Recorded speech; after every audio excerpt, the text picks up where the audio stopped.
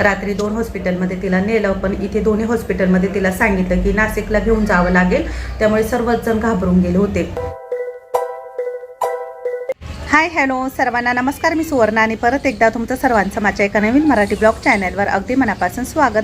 आजचा दिवस तुम्हाला खूप छान मस्त आनंदाचा आरोग्याचा जाऊ दे हीच बाप्पाच्या चरणी प्रार्थना. आता वाजले आहे घड्याळामध्ये 4 साडेचार आणि आज आम्ही जरा उशिराच उठलो, कारण रात्री जागरण गोंधळ होतं ना, त्यामुळे मग सर्वच काम आवरायला लेट झालं. व्हिडिओ पण तुम्हाला उशिरा आला कालचा. तर चला आता मी मार्केटमध्ये चालली. तर कशासाठी चालली पुढे सांगते तुम्हाला रस्त्यामध्ये. तर मिस्टर वाट बघताय. भगवती देवीच्या मंदिरासमोर जागरण गोंधळाचा मंडप टाकलेला होता, तोही सकाळी काढून नेला आणि मिस्टर, मी, माझ्या ननंदबाई, त्यांची मुलं, आम्ही सर्वजण चाललो आहे शॉपमध्ये. त्या पुढे गेलेल्या होत्या.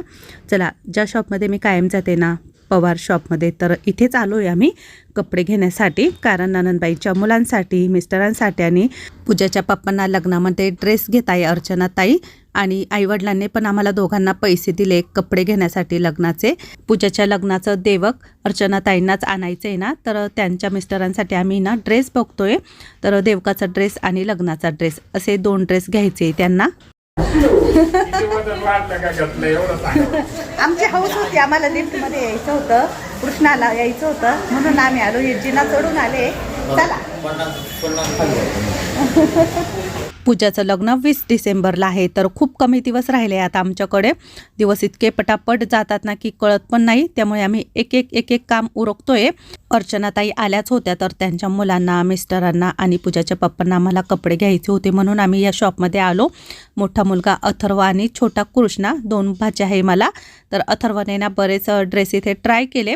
अथर्वला शेरवानी, जोधपुरी असे कपडे घ्यायचे होते लग्नासाठी, तर आम्ही त्याला एक ट्राय करत होतो. हा ब्लूवाला तर आम्हाला दोघींना पण आवडला, मस्त दिसत होता, कारण अथर्व गोरा पण आहे आणि छान वाटत होता त्याच्यावरती. अर्चनाताई पूजाच्या पप्पांना पण ड्रेस घेणार आहे लग्नात घालण्यासाठी, आणि मला साडी पण घेतली त्यांनी सुरतला. ती तुम्हाला मी दाखवली नाही, पण दाखवेल एक दिवस. खूप सुंदर साडी घेतली त्यांनी मला, आणि त्यांच्या मिस्टरांसाठी आम्ही आता कपडे बघतोय. तर हा ड्रेस चॉईस केला त्यांनी त्यांच्या पसंतीनुसार. हा ड्रेस आम्ही रात्रीच्या लग्नाला घालण्यासाठी घेतला आहे त्यांना. ब्लॅक जीन्स, व्हाईट शर्ट आणि त्यावरती जॅकेट घेतलेलं आहे पिस्ता कलरचं. तर खूप छान दिसत होता, त्यांनी ट्राय पण केला. आणि पूजाच्या लग्नाचं देवक अर्चनाताईच आणणार आहे, तर देवकाचा पण ड्रेस वेगळा घ्यावा लागतो. त्यांना ड्रेस आणि साडी घेतली आम्ही. आता सर्वात लहाना भाचा माझा कृष्णा, त्याला ड्रेस बघतोय आम्ही.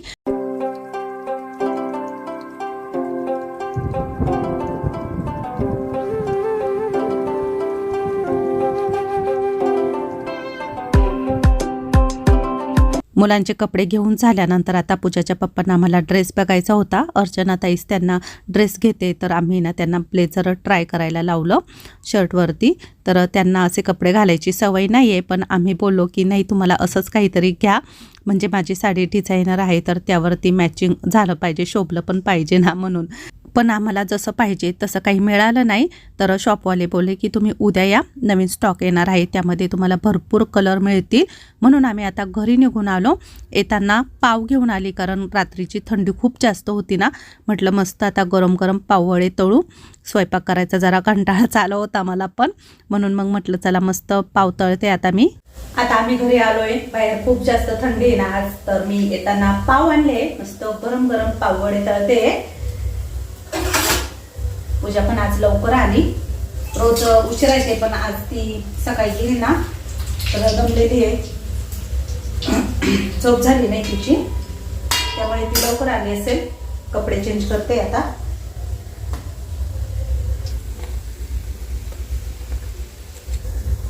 दोन पाववडे काढले मी. आता माझ्या लक्षात आले की मी पिठामध्ये मीठ टाकायची विसरली आहे. आता हे बिना मिठाचे पाववडे.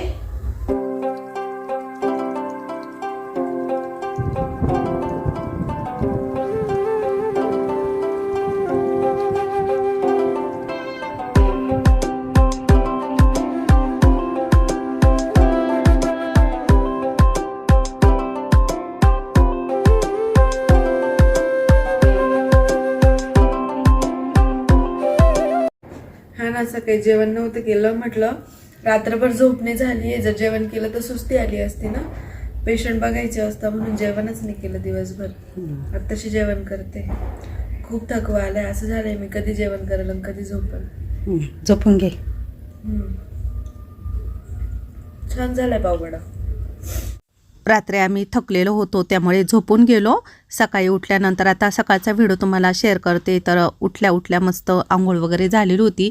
चहा ठेवला कडक. त्यामध्ये चहा मसाला टाकते. हा चहाचा मसाला मी घरीच बनवला आहे. याची रेसिपी पण मी टाकलेली होती, तुम्ही बघितली असेल. हाय हॅलो सर्वांना, गुड मॉर्निंग. चला, आंघोळ झालेली आहे, घरातली साफसफाई पण आवरली, पूजा हॉस्पिटलला गेली. मी माझ्यासाठी चहा ठेवलेला आहे. मिस्टर आंघोळ करतायत, त्यांना पण ठेवला आहे. आता इथून पुढे काय करणार काय नाही, व्हिडिओ स्किप न करता नक्की बघत राहा. रात्री शॉपमधून आल्यानंतर घरी तुम्हाला अर्चनाताई दिसल्या नाही, कारण त्या आहे ना माझ्या मोठ्या सासूबाईंच्या घरी गेल्या होत्या. त्यांना तिकडे जेवण होतं आणि त्या तिकडेच मग मुक्कामी थांबल्या. सकाळी उठल्यानंतर माझी कामं आवरली, चहा वगैरे घेतला, बाप्पांना चहा दिला. त्यानंतर वडील सकाळी माझ्याकडे घरी आले आणि मला सांगितलं की आईची तब्येत अचानक बिघडली, म्हणून तिला नाशिकला हॉस्पिटलमध्ये नेलं आहे. तर ते ऐकून मला जरा धक्काच बसला. खूप टेन्शनमध्ये होते मी.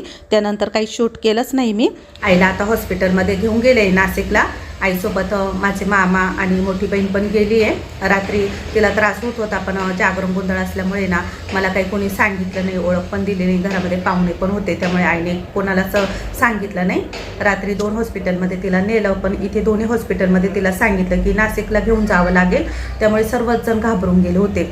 आणि मला आत्ता वडिलांनी सांगितलं, कारण वडील घरी आले होते तर ते बोलत होते, म्हणून मला समजलं. आता आईला दुपारी आणतील घरी, तेव्हा मग मी तिला भेटायला जाईल. पण टेन्शन तर आलेलंच आहे. नेमकं झालं काय तेच माहिती नाही आहे. ते आल्यानंतरच आता समजेल नेमकं डॉक्टरांनी सांगितलं काय. तर मला दुसरं काही शूट करायला मूड पण नाही आहे, त्यामुळे मी तुम्हाला आता डायरेक्ट आईच्या घरी गेल्यानंतरच दाखवेल. दुपारनंतर आईला हॉस्पिटलमधून घरी आणलं होतं. मामा, मामी, मावशी, काका सर्वजण आईला घरी भेटायला आले होते. आम्ही सर्वजण घाबरून गेलो होतो. मी पण तिकडे गेली तर दिवसभर आम्ही तिथेच थांबलो आईजवळ. आणि त्यानंतर मग रात्र झाली तर आई बोली की आता इथेच थांबा, सर्वांनी जेवण करून जा. मग अर्चना स्वयंपाकाला लागली होती. त्याच्यात काय ही भाजी काळी. हे मटन नाहीये, रशी काळी. आज काय मंडे सोमवार आहे आज. ताटातून टाकावं लागेल ना. मी आता माहेरी आहे, इथेच स्वयंपाक करते. अर्चना सर्वांचा, मामी, मामा, मावशी सर्वजण थांबले आहे. सर्वजण आईला बघायला आले होते. आईची तब्येत थोडीशी अचानक बिघडली होती ना, तर हॉस्पिटलमध्ये नेलं होतं. पण आता ओके, क्लिअर आहे. चपात्या करायच्या असल्या तर सांग मला, मी करते. पीठ मळायचं. त्या पिठाला पाणी सुटतं ना, म्हणजे भाजी मग तू मळून ठेव, मी करते. हा थोडं वेळ. मला आवाज दे बरं का, मी तिकडं बसते. मग चालते. आता लसूण वगैरे सोलायचं असलं तर दे ना. दिला का? गेली 15-20 दिवसापासून आईला आहे ना दम लागत होता, थकवा येत होता. तर तिला आतून असं बरं वाटत नव्हतं, पण ती कोणाला बोलली नाही. जागरणाच्या दिवशी तिला थोडासा त्रास व्हायला लागला होता, पण सर्वच जण कामामध्ये होते, मी पण गर्दीत होते, त्यामुळे तिने कोणाला जास्त काही सांगितलंच नाही. बहिणीच्या घरीच थांबली ती तिथे. रात्रभर ती झोपली पण नाही, कारण तिला त्रास होत होता. आणि दुसऱ्या दिवशी मग ती हॉस्पिटलमध्ये गेली. तर इथे हॉस्पिटलमध्ये तिला सांगितलं की नाशिकला घेऊन जा, म्हणून मग मामांना बोलवलं, मोठ्या बहिणीला. त्यांच्यासोबत आईला घेऊन सागर भाऊ नाशिकला हॉस्पिटलमध्ये गेला. तिथे मग चेकअप झालं, सर्व रिपोर्ट काढले. सर्व रिपोर्ट नॉर्मल आले, कारण जाण्याच्या आधी आई महादेवाला गेली होती, दर्शन घेतलं, दिवा लावला आणि मग हॉस्पिटलला गेली. त्यामुळे डॉक्टरांनी ओके सांगितलं. आई आधी खूप घाबरून गेली होती, पण डॉक्टरांचं बोलणं ऐकून मग ती रिलॅक्स झाली आणि तिलाही बरं वाटलं. मामी आणि मी आम्ही चपात्या करतोय. अर्चना सर्वांना वाढते. स्वयंपाक झालेला आहे. वरण बंद कर ना. करू का बंद गॅस? डुबुक वड्याची भाजी बनवली आहे, एकदम मस्त अशी झणझणीत चमचमीत भाजी झाली आहे. डुबुक वड्या खूप मोठे मोठे झाले, फुगले नाही हो, तिने थोडे मोठेच तळले. मस्त झणझणीत अशी झालेली काळ्या मसाल्याची डुबुक वडी भाजी.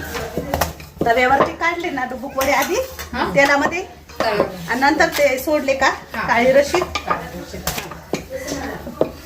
दादांना तसेच आवडते ना आमच्याकडे आम्ही तसेच करतो. पूजाच्या बापांना कच्चे आवडते. नाही मी कच्चे नाही, मी अशी तव्यावर तळून घेते. तसं मला पण कच्चे आवडत नाही, मी पण असे निब्बर लागतं मध्ये. हा तळून छान लागतात.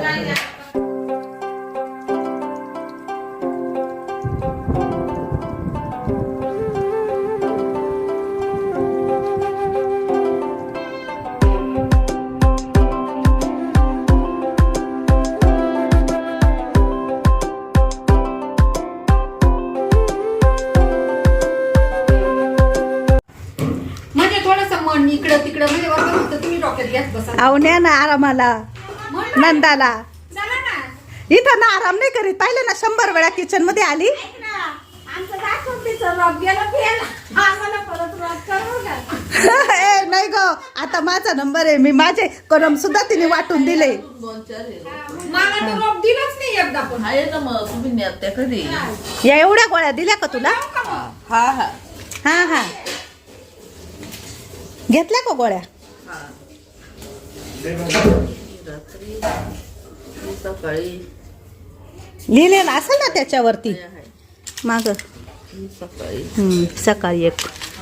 सकाळी एक. चला जेवण झाली आमची सर्वांची.